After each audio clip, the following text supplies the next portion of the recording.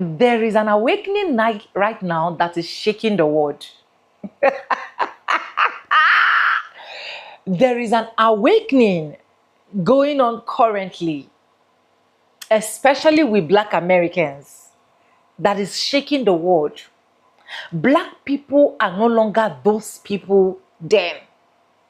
Black people are no longer those people that can literally be silent. There is an awakening right now that is making waves.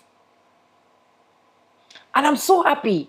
I'm so happy that this Gen Z generation right now that they tagged us as, we are not only doing the Gen Z work, we are going into some rabbit holes to bring out some things. I want you guys to watch. I'm so excited. I want you guys to watch. Credit belongs to the original creators of every single clips and stitches we have in our today's episode. And make sure you watch from beginning to the end so that you give me your honest opinion in the comment section. And let me know if this feel, if this vibe has actually located you as well. You have felt it. You have seen it. Welcome back to the channel. My name is Sonia. Subscribe, like, comment, and share. Credit belongs to the original creators of every single clips and stitches we have in our today's episode. And guys, this is just for educational purposes. Let's go watch, and I'll be back with commentaries. I be having to remind my little brother that he's black. Not that he forget he black, because he definitely like a black boy. But I remember what it felt like before I fully grasped what it meant to be black in America. Because I remember when I was in middle school, I went to the mall like I always do. Mind you, this mall always getting hit up with robberies and shit. And as soon as I walk in the mall, these police officers question me and ask me, where am I going? I tell them I don't know. Mind you, I'm like 11 or 12. Because I don't know, I just got into the mall. They thought I was getting smart, and I wasn't. And they said, what store are you going to? I don't know. I just got here. Mind you, I see some white teens walk clean past us, and I'm looking at them, and I was like, well, what about them? They said, worry about yourself. So I'm double confused. And I got my younger siblings with me. They think I'm getting smart. They asked me, do I want to go in cuffs? He already pulled out the cuffs, holding them up, trying to throw me, do I want to go in cuffs for getting smart, having an attitude. I'm so confused, because I'm like, what the fuck? I just got here. But luckily, by the grace, they got a call, and they had to run off, because like I said, it was a robbery that had just fucking happened in the mall, that same fucking store, by the way. After that shit happened, bro, I just turned around and called my grandmother and told her to come pick us back up. That was the first time I ever had like a racial profiling happen like that. Because I'm like, what the fuck was that even about? And then I shit y'all not, that same month, Trayvon Martin was killed. And that completely awakened me to being black in motherfucking America. And everybody else who was my age and my school, I remember it was a whole thing where, and we were middle schoolers, the whole school decided to wear black in support of Trayvon Martin. I remember that shit like it was yesterday when Trayvon got killed. We couldn't believe that it was a debate going on about what he did. What the fuck? We're like, he didn't do anything. Why is Zimmerman getting off? Why is Zimmerman not in cuffs? Why is Zimmerman like, we're confused at, bro. And I think it's a lot of other people in my generation too, who, 98 babies, I don't know about anybody else, but 98 babies, we remember that like it was yesterday. A lot of us, that was our first time really being awakened to what it is for us. I never knew, none of us never knew it was like that. Mind you, some of us probably did have the talk and shit like that, but we didn't fully grasp it until that situation happened. And I thought about the mall situation, was like, I got racially profiled. What the fuck? And I literally wasn't even all the way in the fucking mall, and they came up to me, questioning me, and then trying to cuff me. And my siblings are younger than me, right? They were about to cry and shit, because they thought I was gonna go to jail. You know, younger siblings are dramatic, but whatever. They was about to start crying, thinking I'm about to get arrested. Me, I'm genuinely confused, and I don't back down for shit. I'm just like, I'm not doing anything. The fuck you mean you finna put me in cuffs for attitude? And in my head, I'm thinking they can put me in cuffs for attitude. I don't know the fucking law. I'm literally a late middle schooler. But I'm just thinking like, I'm not doing anything wrong. I always had that mindset of, if I'm not doing anything wrong. But quickly, I got, what's the term? It's not awakened. It's not hip. I'm gonna just say hip. I got hip to the fact that it doesn't matter if I'm not doing anything wrong. They would still target you and still treat you like complete utter shit. No matter how young you are, they don't care. Like, and that's a lot of shit that Caucasians will never ever go through in their entire life. And honestly, I won't say I hate y'all for it, but I severely don't like y'all for it. That y'all would never know what that feel like. And y'all would never know what that feel like, and y'all still bitch and moan. That's what really gets me. Y'all don't know what true suffering is. Y'all don't even know what it slightly is in this fucking country. And y'all still bitch and moan about everything. About how stuff is not fair. Like, I don't even want to get into detail about all the shit that y'all think is not fair. And if y'all want something changed in America, it does get changed. Like, this whole dog situation, where they allowing dogs everywhere, it's because of white people. Because y'all don't want to go nowhere about your fucking shitwater ass animals. Damn. You don't need your dog at the grocery store. And if you do, I'm sorry. Maybe you shouldn't be going to the grocery store. Fucking Uber Eats your... I don't know. Do something. But a pet in a grocery store is just fucking crazy. Pets are allowed every fucking where now. Because of white people. Literally, when they want some shit changed, shit get changed every single time.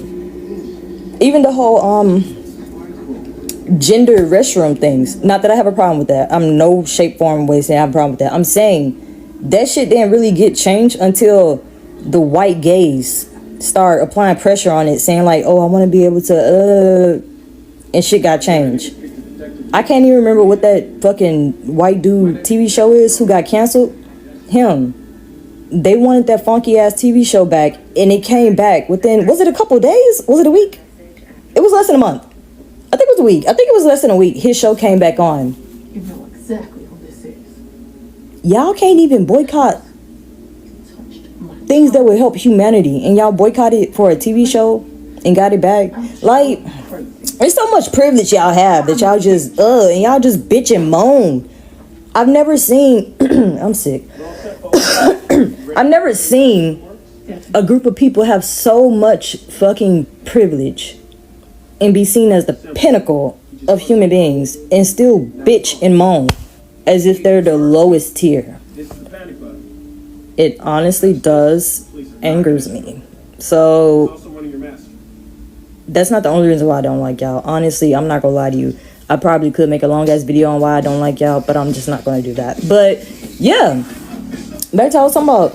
Yeah, I have to remind my brother certain things he can and cannot do, because I remember being that age and nobody really told me.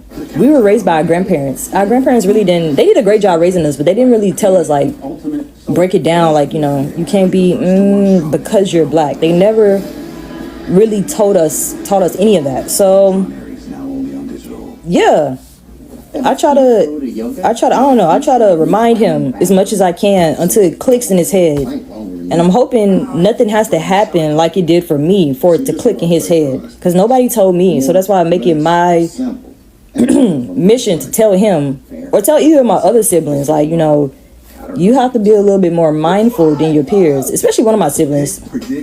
She has so many white friends. Oh my God. I'm like, you know, just remain mindful, you know. I know you hang around them a lot, but I need you to be mindful of what you're doing. You cannot do the same things they're doing. You can't do nearly as the same crazy ass things they're doing. They will get off. You will not. Do not find yourself in a fucked up predicament with these damn people, and they will throw you under the bus. So, and she's only like that because she's with her dad right now, and he got her in a white area, so she just around hella white people. That's why. But y'all, there is a lot of awakenings happening right now in the U.S., and one of them is Black Americans starting to really see that we have been in this country way before slavery. It is getting to a point now where I have seen multiple videos on TikTok of Black Americans going toe for toe with Africans, and I've seen a lot of disrespect coming from the Africans, yo. A lot. And I know it's not all of y'all. I know that. But I want to bring this to a lot of people's attention that in the 70s was a big moment. Something that came that made all Black Americans think we were connected to Africa. And that was the movie Roots. Yep, Remember Kunta Kinte? Yes, yes. See, the writer of that, well, series, right, was Alex Haley. Alex Haley was then sued by another white author and lost. He got sued for plagiarizing someone else's work and book by the name of Harold Colander. He lost and had to pay $600,000, y'all, in 1978. That was a lot of money. He also lied and said that Kunta Kinte was his direct lineage. And researchers came and found out that was also false. It was also brought up that the whole Roots miniseries was fictional and made up. After he had been tricked all these black Americans into thinking we were connected to Africa. Another movie they tried to do that with was Black Panther. Right before the first Black Panther dropped, they were marketing Ancestry.com and 23andMe. They were marketing that stuff heavy, trying to show black people that we were somehow tied to Africa. And if they say in science that all of the continents were together at one point, that means all of us will be connected to Africa. White, black, Asian, everybody. Y'all let me know what y'all think in the comments. I'm liking the awakening I'm seeing right now. This definitely ties into some of my content that I do on political history. And y'all know I've been dropping some videos about black slave owners. And guess what? A few of those very first black slave owners were not born in the United States. They were brought over here from Africa to be indentured servants. And they turned into slave owners. We're going to jump into that, man. Let me know what y'all think in the comments. Talk to y'all later. This is Babylon, ancient Egypt, Rome, Sodom and Gomorrah, and Nineveh multiplied by 1,000, all existing in one geographical location. It's a 2,000 by 3,000 square mile hell. That's what America is. America is Satan's headquarters. This is where the evil is rooted at and where it's spread all over the world. So, you know, we gotta come out. We hostages right now. We got to come on out of this thing. As the scripture says, come out of her, my people, that you be not partaker of our sins and our plagues. So as long as we stay among them and we participate and do the evil that they are tempting us to do, we're going to get the judgment that they're going to receive. That's why the minister is who he is. He's God's man raised to try to warn us and say, look, come on out of her, my people. We so messed up, though, that as Pharaoh yesterday with Moses went to Pharaoh and said, Pharaoh, let my people go. We're so messed up that the minister has to come to black people and say, look, my people, let Pharaoh go. He don't even have us no more. We got him. We got a bad Stockholm syndrome or battered woman syndrome. We got plantation psychosis. Stockholm syndrome. This is a random thought while I'm deep conditioning my hair, but I really can't stand when people say not to be the too woke friend, because, like, don't let white people redefine reality. Woke means to be aware of other people's suffering. That's what it means. Don't let white people change reality. Same thing with black fatigue. Like, I didn't know, you know what's so horrible? I didn't know that black fatigue meant black people's exhaustion dealing with systemic racism and white supremacy on a day-to-day basis. That's what black fatigue meant. That's a term that was coined by a black woman in the 90s. And there's a book about it that I'm reading right now. It's really good. But the first time I heard it was not in the correct definition of it. The first time I heard it was when a bunch of white people online were trying to redefine reality once frickin' again and say black fatigue anytime a black person was very validly talking about their racial trauma and experiences with white supremacy in the world. So to hear them tell it, black fatigue is just being sick of black people wanting to be treated like humans and talking about it. Or just black people existing, period. But black fatigue actually means, in reality, it is black people's exhaustion living in a white supremacist society. So if we could just stop saying not to be too woke, because again, being woke is not, why would you not want to be aware Why would you want to be too aware of other people's suffering? That's weird. And then also, can we please stop, like, oh my God, can we please stop validating people thinking that black fatigue means being sick of black people? It does not mean that. I do not want to keep seeing people allowing white people to redefine reality. Black fatigue is black people being tired of white supremacy. Being woke is caring and having empathy for others. Americans are remembering. And remembering does not involve books. It's not something that you learned in school. Remembering is like an ancestral knowing. It's just a feeling that you know who you are. And I think that's what a lot of people are seeing now in this year 2025, with black people delineating, with a lot of black people remembering that their grandma used to call them Indian, Cherokee, Blackfoot, whatever. I think that the remembering will be one of the ways that black Americans no longer support white supremacy and the tenets of white supremacy, one of which is the worship of the written word, and the fact that we don't need facts and stats and documentation to tell us who we are. When you know who you are, you know who you are. And I don't care what anyone says. I remember. And I think that waking up is not learning from books. I think when you wake up, you remember. You just remember you were asleep. And I think that's what they're trying to stop. And I think that black Americans are doing that now. And no matter what people say, that is what we're going to continue to do. And I know that, you know, we're going to get laughed at, we're going to get all these things, but I think remembering is the final phase, is the final step. And I see my people doing it now, and it makes me excited. Y'all know what I'm so happy about right now? Just looking down TikTok, looking all around TikTok, and I see that Black America has finally awakened to the fact that the Democrat Party, let me say it this way, that Black America has reawakened to the fact that the Democratic Party is essentially the plantation. Our pigmentation no longer is determining that black vote. And it's so good to see younger generations catching on to this on their own. I'm so glad to see people educating themselves before they go to vote, and they're looking back at things historically. Man, this is so amazing to me. And just so we're clear here, y'all see that sign in that yard? I ain't never had no Kamala sign. She don't represent me. I'm not with her.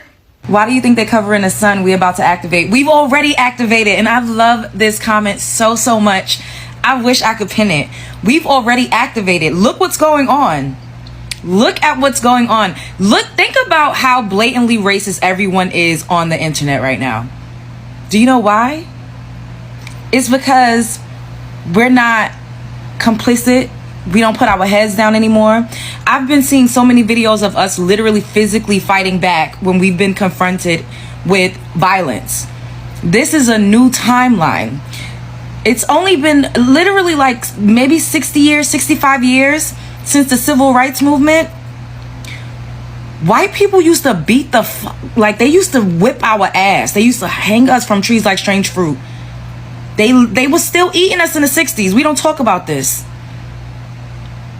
Literally, we experienced the most heinous things after the so-called slavery was abolished in the 1900s in this country. They stole our lands. They flooded us out. They burned and bombed everything.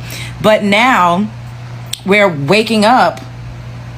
Even though they try to co-opt woke, they fucking steal and colonize everything we come up with. But we're all waking up, and we're collectively getting on one band, one sound, and everybody's losing their shit. That's why they're coming out the woodworks, like saying, oh, and of course, you know, the president makes them feel like they don't have to hide anymore. But the fact that we have a voice to say something back, this is why I can't do it on here, but on my YouTube channel, I say the most vile stuff to these people. When they talk to me crazy, I go for the jugular, because we are activated. And this is, I feel like right now we're kind of like in phase 1 of finding a voice, identifying ourselves as who we are. We're not centering any other ethnicities. We're not centering anyone else. And that's why other people losing their shit over that, because they're so used to being centered. We've never centered ourselves as Black Americans. We've always been super inclusive while being disrespected, disregarded, abused. We're like the kid that was constantly bullied, and now we're fighting back because we have been activated. And it is so fucking beautiful to see. What a time to be alive. I am extremely grateful to be alive to witness this. We are all living our ancestors' wildest dreams. To have autonomy, all of the things that they fought for, all of the things that they withstood, all of the strife, a lot of them did not survive. We are the ones that survived. It just makes me feel... I feel like I want to cry. Like, words can't describe. Like, we are the ones that survived. Do you know how fucking powerful that is? And this is phase 1. And I'm saying this is phase 1 because we're starting to have the conversations. We're starting to fucking put our foot down. We're starting to embrace who we are fully. This is some new ass shit. This is some new age ass shit, and everybody's losing their fucking minds. I am so proud. I truly am. Phase 2, I know I have an idea of what phase 2 is going to be, but I'm not about to say it on here. But we're going to start to gather in the physical and start working on phase 2. Spread love is the Brooklyn way. We're activated. So I've been pretty open about the fact that I was a flaming liberal just a few years ago. Many people have asked me, how did I go from being such a devout liberal to speaking with such conviction about being a part of the Republican Party now? And I realized that a Black Republican feels very much like an oxymoron. And a big part of it was I researched history. And I want to give you guys a quick history lesson of literally the history that made me a Republican. And I'm going to make it short and sweet so that it's not boring, but it's important, and it's something that is easy to share with your friends when you're having conversations about this. So I wrote down notes so that I could make it clear. Before the 1930s, Black America had no choice but to rely on ourselves, right? We thrived. We had schools, banks, businesses, our families were strong, our churches were strong, communities like Black Wall Street were real and vibrant, literally a dream come true, right, for the Black community. But then the Great Depression comes, and Roosevelt rolls out the New Deal and says, don't worry, the government will help you. The government will take care of you. Those are not ever good words, by the way. This is when it happened, and this is a huge turning point and not a good one for the Black community. It's when the shackles that our ancestors fought so hard to get taken off were quietly slipped back on, but in the name of dependency, right? So here's the truth that nobody wants to talk about. The parties didn't switch. The parties didn't switch. We did, right? The Republican Party was the party that ended slavery, that passed literally every major civil rights bill. They didn't suddenly become the enemy. We walked away. We switched our votes and our loyalty to the party that promised us handouts, right? By the 1960s, the Great Society blew the welfare state wide open. And all of those programs, you guys, they punished marriage. They rewarded dependency. They literally paid you more if there was no man in your house, right? That's not good. And Charlie Kirk talked about that a lot. So many Black women decided to make the most logical choice and marry the government. They replaced husbands with a monthly check. The system knew exactly what it was doing. And the result was, back in 1960, when my mother was born, only 22% of Black kids were born to single mothers.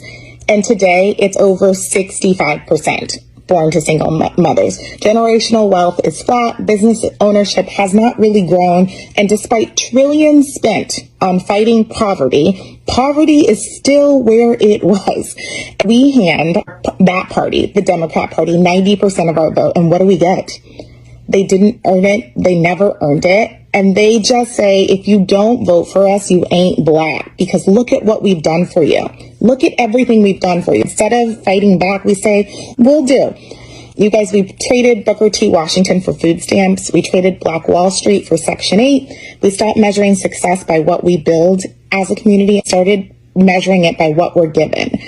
That's not progress, that is dependency until we face the truth, which is that the New Deal wasn't a rescue, it was a reset. We'll keep wearing the shackles that we swore that we would never wear again. When people say Black Americans are awakening, in this context, they usually means a cultural, spiritual, or political awakening. Not something biological or secret. It refers to growing awareness about history, identity, and systemic injustice. There are few different meanings depending on who is speaking. Let's break it down clearly. History and political awakening. This meaning goes back to the civil rights era and Black consciousness movements. Black consciousness / Black power era. During the 1950s to the 1970s, leaders like Malcolm X Martin Luther King Jr., movements like Black Power and the Black Panthers, great study of African histories and identity. Awakening means recognizing systemic racism, rejecting internalized inferiority, reclaiming pride in Black Americans' heritage, demanding political and economic power. This type of awakening about social awareness and empowerment. Now let's talk about the spiritual / religion awakening of the Black Americans.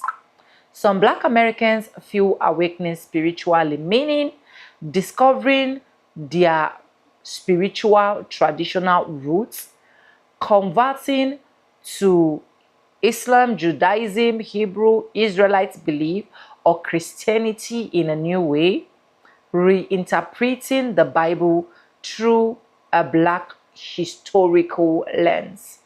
Black Hebrews, Israelite influence. Some believe Black Americans descend from the biblical Israelites. Slavery fulfilled biblical prophecy in Deuteronomy 28 is often cited. Identity was hidden and erased during slavery. This is a religion belief system that Black Americans are fully awake when it comes to the spiritual things.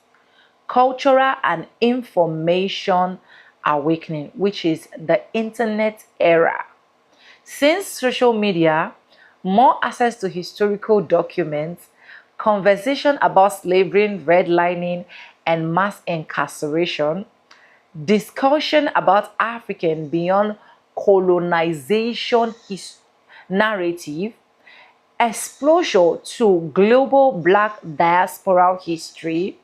This led many people to know we weren't taught the full truth.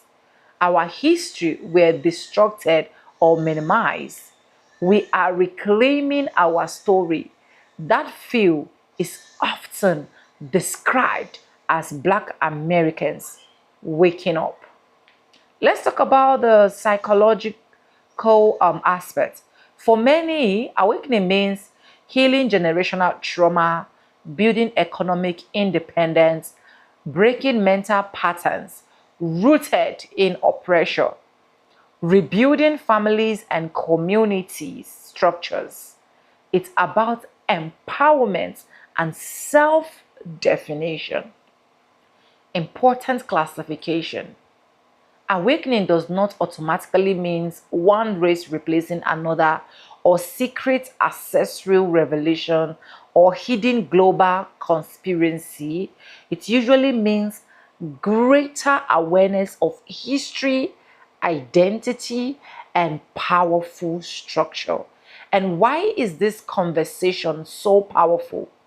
For Black Americans whose ancestries was disrupted by slavery, names were changed, language lost, tribes erased, record destroyed.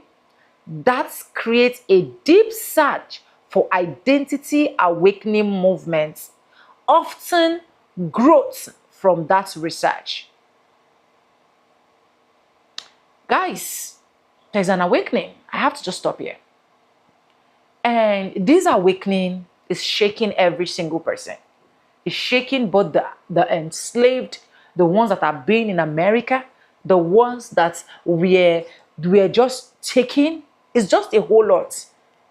And I'm happy that this era, like I said, is the Gen Z era, where a lot of things that were buried, that were forgotten, that were lost, we are rooting them out back to back. We are telling them and making them to understand that it happened to our forefathers doesn't mean it's going to happen to us. That it happens to our sisters, our brothers, doesn't mean it's going to happen to us. I so much love this awakening, and that is why it is important that no matter what you have to go through, right, especially as a Black American person, try your possible best to enlighten your younger ones. Just like the First Lady in the first clip said, enlighten your people that you feel they really do not know what is happening. But they're already shaking. They're already scared. They're already they are not only seeing this coming, they knew that this awakening is here to stay. And let's keep the good work going. But anyways, let me know what you think about all of this video. Credits belong to the original creators of every single clips and stitches we have in our today's episode. If you haven't subscribed, what are you waiting for? Do it, subscribe, like this video, drop me your comments, and lastly, do not forget to share for every other person to get this good news. I want to say a very big thank you to every single one of you liking, commenting, sharing, dropping commentaries, joining my membership, dropping super thanks. I do not take you guys for granted. You guys are absolutely the best, and thank you so much for staying stick and hook with me to the end of this video. And yes guys, with that being said, with no further ado, I do like I always say in my videos, I'm going to be saying, and I'll see you guys in my next one. For now, bye guys. I love you guys. Mwah.